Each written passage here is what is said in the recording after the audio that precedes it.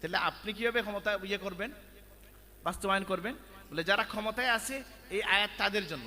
বলে ক্ষমতায় বসায় কারা? জনগণ। বলে জনগণ যাদেরকে বসায় তাদের তো আপনি যদি কাউকে ভোট দেন তাহলে সঠিক লোককেই দিতে হবে, এটাই কথা। প্রশ্ন হচ্ছে যেটা কি গণতান্ত্রিক ভোটাভুটির মাধ্যমে হবে না কোন পদ্ধতিতে হবে? আমরা আমাদের বিবেচনায় পৃথিবীর ইতিহাস থেকে যেটা দেখি এখন পর্যন্ত গণতান্ত্রিক ভোটাভুটির মধ্য দিয়া কেউ যেতে পারে নাই, গেলে টিকতে পারে নাই, এবং আসলে সম্ভব কিনা এটা প্রশ্ন সাপেক্ষ। কারণ আপনি যখন গেলেন সারা জীবনের জন্য যাবেন না 5 বছরের জন্য যাবেন? তাহলে 5 বছর আসলেন আপনি আল্লাহর আইন নিয়ে, বাকি 5 বছর কি হবে?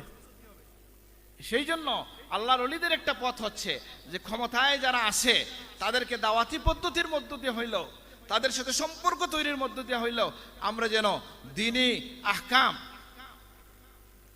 দিনী কাজগুলোকে আমরা কি করব, আহকামগুলোকে বাস্তবায়নের আমরা চেষ্টা করব, যেটা আল্লাহর ওলিরা যুগে যুগে করেছেন।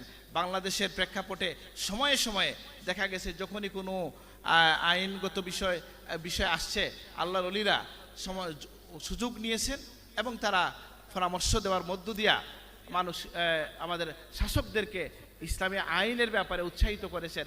যার যার জায়গা থেকে আমরা এই চেষ্টা করব। আল্লাহ আমাদেরকে তৌফিক দান করুন।